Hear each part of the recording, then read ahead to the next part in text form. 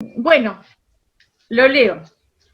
Por esta causa doblo mis rodillas ante el Padre de nuestro Señor Jesucristo, de quien toma nombre toda familia en los cielos y en la tierra, para que os dé, conforme a las riquezas de su gloria, el ser fortalecidos con poder en el hombre interior por su espíritu, para que habite Cristo por la fe en vuestros corazones, a fin de que arraigados y cimentados en amor, seáis plenamente capaces de comprender con todos los santos cuál sea la anchura, la longitud, la profundidad y la altura, y de conocer el amor de Cristo, que excede a todo conocimiento, para que seáis llenos de toda la plenitud de Dios.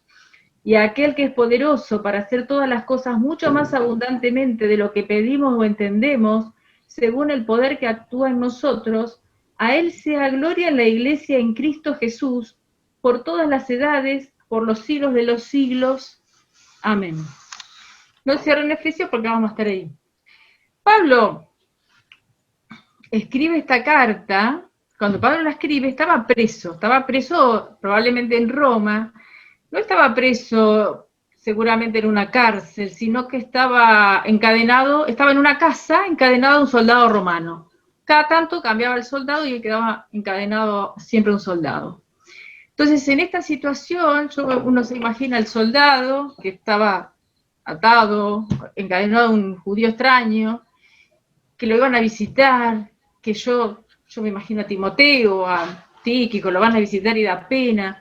Yo veo una película donde están los cristianos que los tiran a los leones y a mí me da una congoja por esa situación. Y en esa situación, porque siempre que estuvo encadenado estaba a riesgo de morir, obviamente, le escribe a la iglesia de Éfeso. En la iglesia de Éfeso es la que tenía el culto a la diosa Diana. Él había estado, es ese pasaje en Hechos, donde se convertían y tiraban los libros de brujería al fuego, entonces después a los fabricantes de ídolos y de templos tenían miedo de que tuvieran problemas en su negocio y terminó teniéndose que ir. Pero en esta situación que Pablo escribe, él no se ve como preso, por lo menos no se ve preso de un gobierno. Él después, en el capítulo 4, se describe como un prisionero de Cristo. Y esto que tiene esta manera de pensar de Pablo, que sale de lo material, y hablo de lo material en cuanto a lo que uno toca y lo que uno ve, que va por arriba de las circunstancias, de los problemas que pueda tener, y que va como ascendente y le muestra a los efesios que la realidad del cristiano es muy diferente de lo que está pasando en el mundo. Y otra cosa que hay que tener mucho en cuenta es que esta carta no es una carta escrita a una persona, esta carta está escrita a una iglesia, a una comunidad, y mucho de lo que dice habla a nivel comunitario, no es para mí. O sea, nosotros estamos acostumbrados a leer, ay, esta palabra me bendice a mí, ay, cómo me bendijo esta epístola está muy escrita a nosotros, a ustedes, no a mí. Eso es muy, muy importante tenerlo en cuenta por las cosas que dice. Esta carta está escrita a Éfeso, podría estar escrita a la iglesia de Munro. Y aquí Pablo dice que intercede ante el Padre por los efesios y le pide 5 cosas, para los efesios. Y yo lo que les voy a pedir, que presten atención en la manera en que pide, más allá de lo que está pidiendo, por qué lo pide, cómo lo pide, cuánto pide, qué intención tiene para pedir, cuál es el motivo en que pide. Vamos a empezar con la petición número 1, versículos 14 al 16. Por esta causa doblo mis rodillas ante el Padre de nuestro Señor Jesucristo, de quien toma nombre toda familia en los cielos y en la tierra, para que os dé, conforme a las riquezas de su gloria, el ser fortalecidos con poder en el hombre interior por su espíritu. Un trabalenguas. Pedro dice que Pablo, en 2 Pedro dice, Pablo escribe difícil, dice que los que malintencionados aprovechan que Pablo escribe difícil y confunde. Pablo escribe difícil. Así que vamos a desenredar un poco lo que está diciendo. Primero dice, por esta causa doblo mis rodillas. Por esta causa él venía hablando de que era una iglesia con muchos gentiles, entonces ahora son, junto con los judíos, bueno, son de parte de la familia de Dios, son más adelante va a decir una fe, un espíritu, está hablando de que ahora forman parte del pueblo de Dios. Y dice, por esta causa doblo mis rodillas ante el Padre. O sea, él toma una actitud de siervo, de humildad, pero no distante, porque es en calidad de hijo. Él en calidad de hijo, o sea, en esa cosa entre reverencia y confianza, le va a hacer las peticiones al Señor. Y el Padre que dio el nombre a la familia, una versión decía la parentela, estaba bueno, porque somos la familia y el apellido de la familia somos, o sea, en aquella época no había apellido, pero el nombre de la familia es la familia del Padre. Y dice en esto, y ahí va a empezar a interceder. Él tiene esta actitud de humildad ante Dios y ante los efesios. Fíjense la actitud de Pablo ante Dios y la actitud que tiene con pedir por la Maricel, yo nunca aparezco, ¿viste? En primer lugar, le pide que Dios les dé, conforme a las riquezas de su gloria, el ser fortalecido con poder en el hombre interior por su espíritu. Dificilito, pero pide con todo.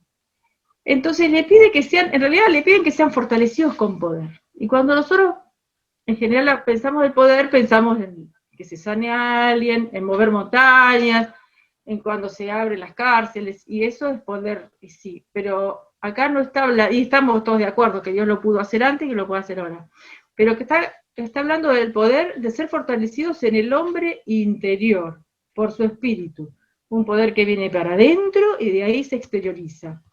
No hay nada que podemos hacer, eso lo sabemos, es por gracia, no lo merecemos, no, solamente nos tenemos que guiar por él. Ahora, ¿cuánto es de ese poder que pide Pablo? Que ese poder sea conforme a las riquezas de su gloria, o sea, hasta el infinito y más allá. Mucho. Esa es la petición número 1. La petición número 2. Para que habite Cristo por la fe en nuestros corazones, a fin de que arraigados y cimentados en amor, y ahí también estamos en consonancia con Ale, que vino a hablar de lo mismo, del habitar, solamente que él hacía referencia a un pasaje en que hablaba que nosotros habitábamos en Dios.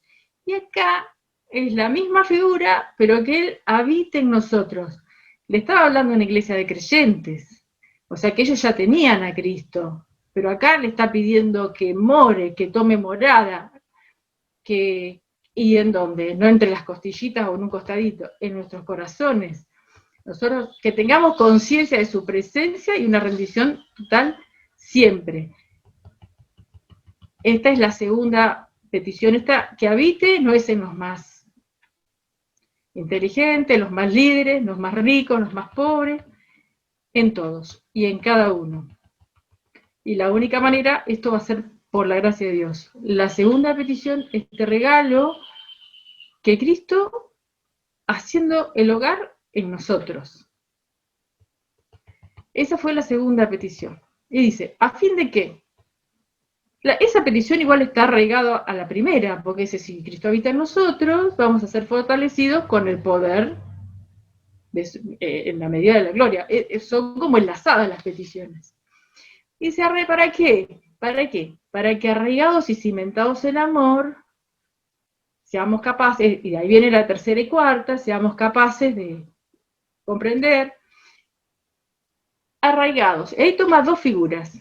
El arraigado, de la botánica, el arraigado es echar raíces, raíces profundas en el amor, donde un árbol, si tiene buenas raíces, viene un viento, viene un tornado, viene lo que sea, y es difícil que se tumbe. Y más si viene el nieto de Marta y lo riega, que Marta nos hablaba la semana pasada de la otra, que también había que regarla, ¿no? En las raíces. Y la otra dice, y cimentados. Ahí habla de la arquitectura y él viene ya en el capítulo 2 hablando de este tema. Por eso le dije que no cierren Efesios, porque en el capítulo anterior, que él les venía hablando a los gentiles que se habían aceptado al Señor, dice, a ver,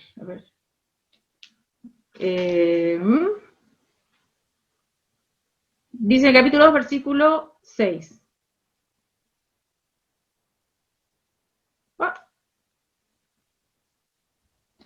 Ya, se me fue.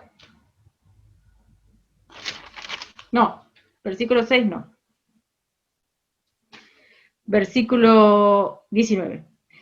Así que ya no sois extranjeros ni advenedizos, sino conciudadanos de los santos y miembros de la familia de Dios. Le habla a los gentiles, son iglesias gentiles y judíos, ¿no? Edificados sobre el fundamento de los apóstoles y profetas, siendo la principal piedra del ángulo Jesucristo mismo, en quien todo el edificio, bien coordinado, va creciendo para ser un templo santo en el Señor, en quien vosotros también sois juntamente edificados para morada de Dios en el Espíritu. Entonces, ¿cuál es la figura acá? La piedra fundamental es Cristo. Y nosotros siempre hemos escuchado, o muchas veces, que somos templo del Espíritu Santo. Pero acá no dice que Lilian es templo del Espíritu Santo, que Marta es templo del Espíritu Santo, ni que yo soy templo del Espíritu Santo. La idea en Efesios no es que cada uno es el edificio del Espíritu Santo. La idea de Efesios, de Pablo, a escribir la carta de Efesios, y la mayoría de las veces que habla de que somos el Espíritu Santo, templo, en el Nuevo Testamento, la figura es esta. Cristo es la piedra fundamental y cada uno de nosotros va sumando un ladrillo. Es decir, que si alguno se hacía la idea de que era la catedral de Notre Dame, bueno, es un ladrillo, somos cada uno de nosotros, es un ladrillo, la piedra fundamental es Cristo, y lo que nos va a unir es el cemento del amor, que viene de la simiente de Jesucristo, que es la base de la piedra fundamental. Yo hago gesto y ustedes no me ven. La base es Cristo, y ahí vamos poniendo un ladrillo, Marta es un ladrillo, Ivana es otro ladrillo, Gloria es otro ladrillo, Andy es otro ladrillo, Edelma es otro ladrillo, Mauro es otro ladrillo, y vamos construyendo entre todos, y los que ya no viven, el templo más majestuoso que hay.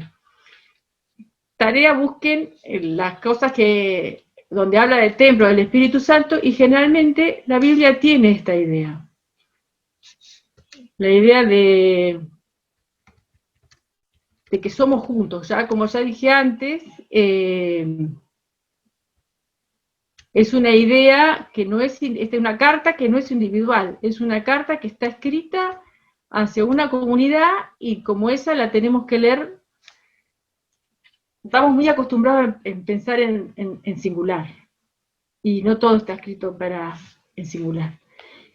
Y dice, ahí viene la tercera y la cuarta petición, en el versículo 18, y la primera parte del 19, para que sean plenamente capaces de comprender con todos los santos cuál sea la anchura, la longitud, la profundidad y la altura, y de conocer el amor de Cristo que excede a todo conocimiento. Primera petición, ser fortalecidos con poder interior. Segundo, que Cristo haga morada en nosotros. La tercera, que seamos capaces de comprender con todos los santos cuál sea la anchura, la longitud, la profundidad y la altura. Y la cuarta, que conozcan el amor de Cristo que excede a todo conocimiento. La tercera, comprender con la cabeza. La anchura, la longitud, la profundidad y la altura. La cuarta, que conozcamos de manera personal el amor de Cristo, y ahí hay algo contradictorio, porque dice que conozcan el amor de Cristo que excede al conocimiento, o sea, que entiendan lo inentendible, que conozcan lo que no se puede conocer. Digamos, Pide mucho este hombre. Y cuando explica lo de la altura, cuando dice que sean capaces de comprender con todos los santos, vuelvan a ver que no dice cada uno de ustedes sea capaz de comprender, que ni cada uno de los santos lean, dice con todos los santos. ¿Cuál sea la anchura? O sea, juntos tenemos que comprender esto. Nuestra sociedad se fue, sacamos estas cosas de grupo, ¿no? ¿Cuál sea la anchura, la profundidad? Esto lo plasma bastante bien David cuando dice, ¿a dónde mire de tu presencia? ¿Dónde me voy a ir de tu presencia? Si subo, está en el Salmo 139. Si voy para arriba, allí estás tú. Si voy para allá, me cruzo el mar, allá estás tú. Si voy para lo profundo del... Estás. ¿Dónde está? ¿Dónde podré ir fuera del amor de Cristo? El amor de Cristo es tan grande que no podemos salir de él. Y viene la última. La última parte del versículo 19.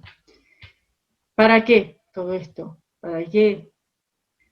Para que seáis llenos de toda la plenitud de Dios. Este hombre no tiene límite. Lo que pide es que seamos llenos de toda la plenitud de Dios. O sea, toda. Pide mucho.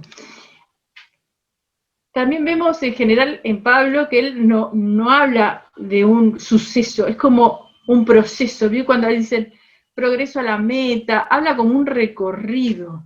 No es algo que hoy voy a ser lleno, mañana. O sea, no es un estanque, son como fuente, como ríos de agua viva que fluye y fluye. Es como si yo fuera llenada de la plenitud hoy, de un globo extensible, y mañana le puedo poner más y se llena más y se va agrandando. Es una cosa que no es estática, no es quieta, y que cuando conozcamos mucho del amor de Cristo, hay más, hay más. Y termina con una alabanza, ¿no? Aquel que es poderoso. Otra página. Y aquel que es poderoso para hacer todas las cosas mucho más abundantemente de lo que pedimos o entendemos, según el poder que actúa en nosotros, a él sea la gloria en la iglesia, en Cristo Jesús, por todas las edades.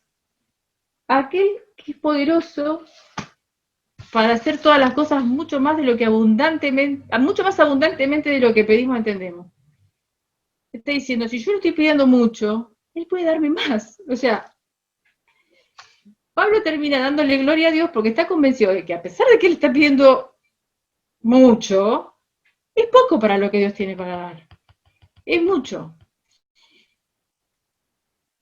Y ahora volvemos un poco al principio, ¿no? Que cuando empezamos, yo les dije, fíjense cuánto pide, cuál es la motivación de Pablo, por qué pide. No solamente lo que está pidiendo, sino cuál es la actitud de Pablo en esto, ¿no? Y Pablo empieza poniéndose de rodillas ante el Padre, derrama su espíritu y le pide,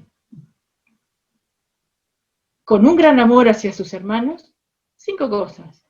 5. Fortaleza con poder en el hombre interior, en las medidas de la riqueza de la gloria, que Jesús haga su morada en los corazones de los efesios, para que echando raíces y cimentados, todos juntos sean capaces de comprender y conocer el inmenso amor de Cristo, para que sean 5 continuamente llenados conforme a la fuente inagotable de la plenitud de Dios. ¡Wow! Yo busqué la palabra ambición, porque digo, este hombre es muy ambicioso. Entonces busqué la palabra ambición en el diccionario y dice, es el deseo intenso y vehemente de conseguir una cosa difícil de lograr.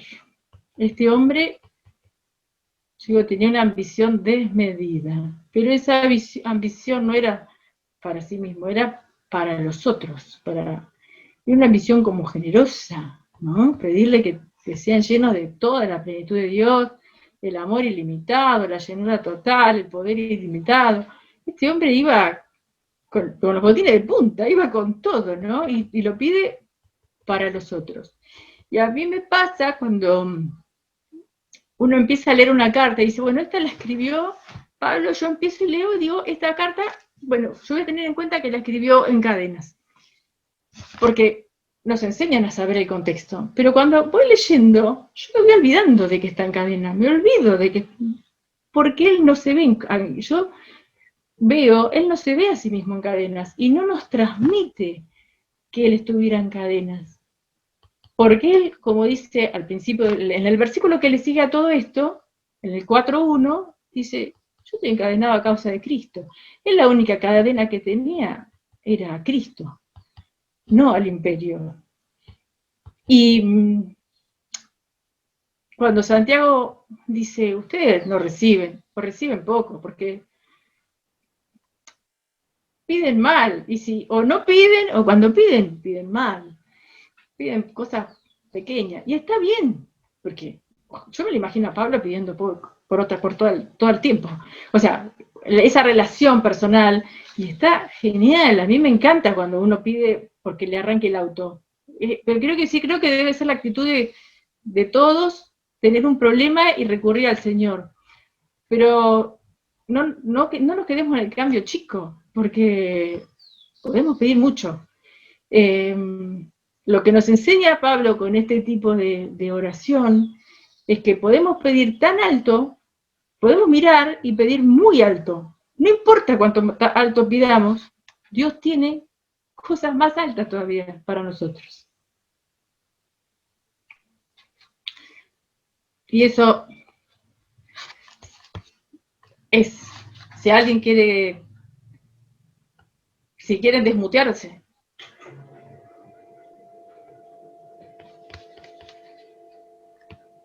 Esa es la reflexión. No importa cuán alto pidamos.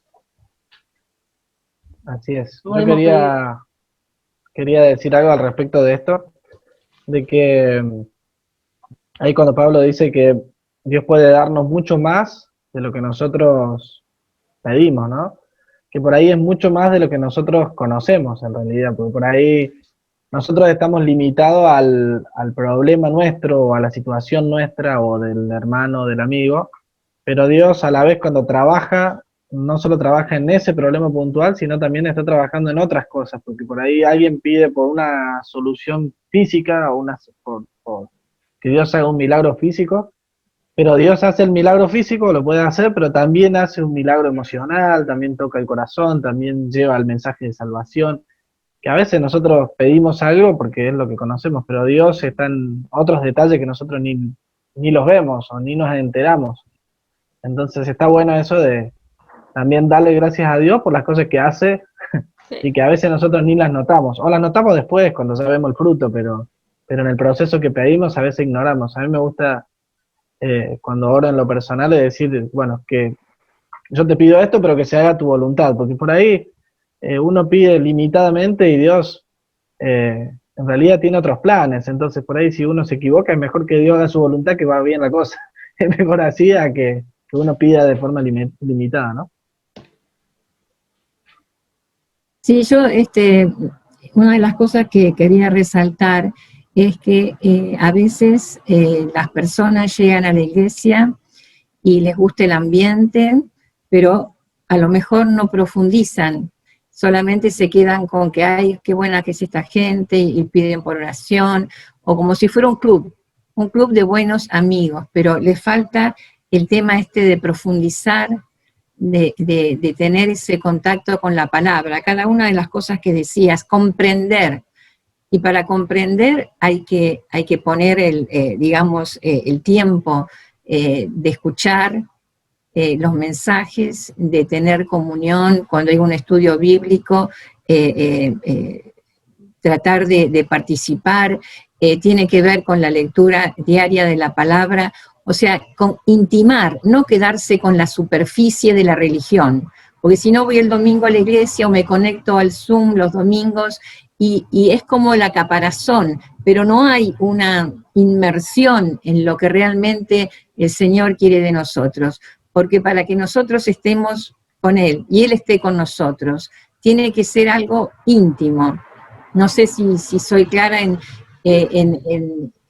todo esto que has leído, tiene que ver con paso por paso, pero tiene la mente, aparte de la emoción, porque también, ay, qué linda la reunión, y yo voy y cantan, y entonces, pero nos quedamos ahí. En cambio, acá en este pasaje, paso por paso, nos damos cuenta de que hay mucho, mucho para recibir, mucho, que es muy rico el poder de Dios obrando en nuestra vida. Me parece que hablé mucho, no sé si te lo embarré. Está perfecto, Marta, y siguiendo con lo que vos decís, esto que está todo relacionado y cómo el espíritu nos va guiando, ¿no? Porque lo va hilvanando. Cómo fue, ¿no? De cada reunión, no es casual que, bueno, está relacionado con el mensaje que dio Ale, y justo que las dos elijamos el mismo capítulo, el mismo pasaje. Yo quería hacer hincapié en esto, en que Dios mora en nosotros, ¿sí?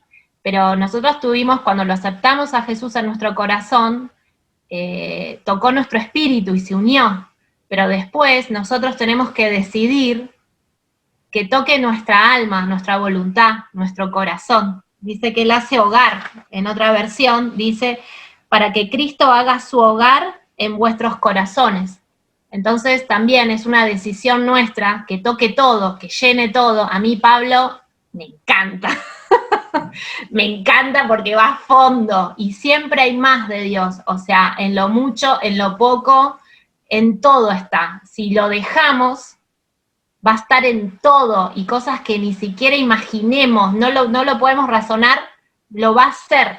O sea, pero hay que dejar llenarnos por Él. Yo insisto mucho con esto, de rendirnos diariamente, constantemente, para dejarnos llenar por Él, para que Él more, viva en nosotros, pero plenamente, no en ese cachito, no en este lugar te lo dejo para vos, todavía me gusta un poco, ¿sabes qué? No voy a estar, y convive, no puede convivir una cosa y la otra, todo el tiempo decidimos, todo el tiempo, y cuando no decidimos a Cristo, estamos decidiendo por otra cosa. Entonces después no le podemos pedir a Cristo que obre en eso que ya se lo entregamos a otro, porque el rey de eso es otro. Por eso cantábamos Él es el rey. Si yo no le puedo pedir a otro que gobierne sobre algo que le di el poder a otro. O somos de Cristo o somos del diablo. No hay otra opción, chicos. O sea, es así. Por eso Él dice, soy esclavo de Cristo. Él es mi rey. Él gobierna sobre mí y Él va a cuidar de mí. No hablo más, como dice Marta. Me llamo el silencio.